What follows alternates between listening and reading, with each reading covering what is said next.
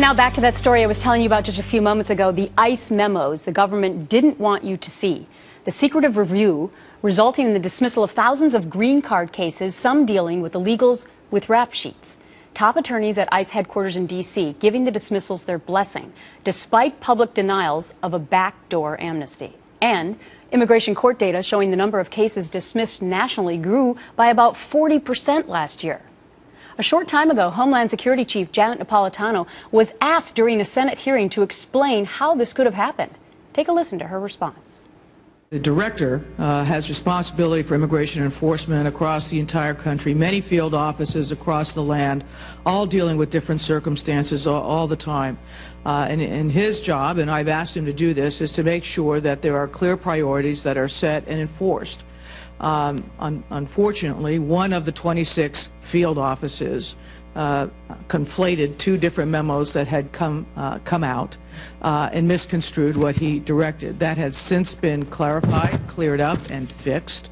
And I'd be happy to provide your office with a side briefing on that. But the plain fact of the matter is that that a miscommunication occurred at the regional level in one of 26 offices. Joining me now, the ICE agent who helped shed light on this controversy, Trey Rebstock, president of the Houston ICE Union. Good to see you, Mr. Rebstock. You just heard the Secretary of Homeland Security say that this was just a mistake at one of the 26 regional offices. Do you believe that? No. There's memos that you guys have looked at that clearly state that the Office of Professional Legal Advisors in headquarters blessed the actions of our chief counsel here in Houston, and there are email communications in that same information from the chief counsel, I believe, in Dallas, admitting that he was behind the curve on doing the exact same thing and applauding Houston and Miami on their efforts. So, Mr. Rebstock, are you saying that the Secretary of Homeland Security is lying or she's misinformed? I hope that she is misinformed. Because your accusation is that ICE was told via these internal memos in Houston and other cities to let illegal immigrants just simply be dismissed.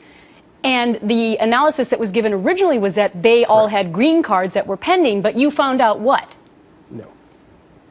No, they were not all green cards.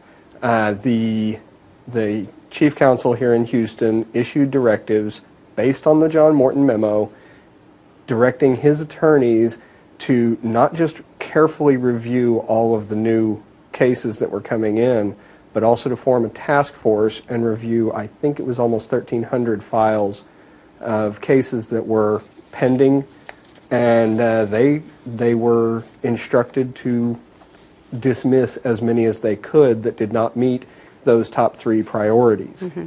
So you say that this makes it difficult for you and for other ICE agents because you feel like it jeopardizes public safety and it also calls your authority into question, right? Yes, it does. We're told regularly what we can't do in spite of what the statute gives us authority to do. Right now, if our fugitive operations teams go into a house with 30 people in it, say, looking for a single target who has hopefully a criminal record, they are allowed to pick up that one single target, and they are not allowed to talk to the other 29 people to find out if they have outstanding warrants of deportation or other criminal records and are here illegally. They're not allowed to do that. But you're not going to find that policy written down very many places. It's just something that you're told is what you're alleging. You also believe that the public safety is being jeopardized with all of these dismissals that we're talking about here because it was more than just green card pending illegals, right? It was people who have a criminal background. Yes, yes. They were told, I believe, to look at how recently the criminal background had occurred, the severity of it. But the reality of it is that several of the ones dismissed had a sexual assault background, and we have enough of our own homegrown criminals. We don't need to be letting criminals from other countries out on our streets. Mr. Rebstock, why would the Department of Homeland Security want to dismiss all of these illegal immigrants? That would be that backdoor or stealth amnesty. This administration couldn't get the amnesty through Congress. They couldn't get it past the voters. So instead, they're trying to do it by policy. So you believe it's politically motivated? Yes, I do.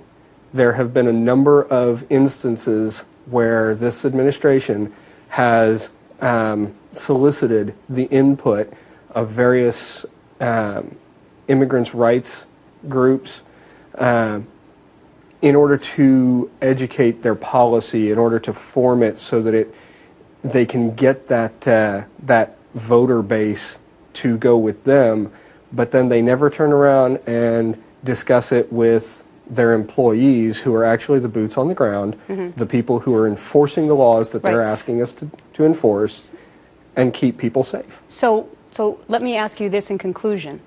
Are these dismissals still happening? It is my understanding that they have ceased.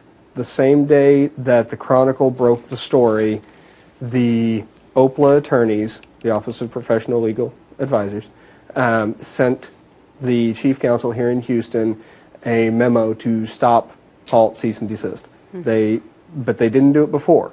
For months, they gave their blessing and told him to keep doing what he was doing. But when the media broke the story, they immediately contacted him and said stop. Well, they're talking about it on Capitol Hill. We're talking about it here. Trey Rebstock, president of Houston ICE Union, thank you for being my guest today.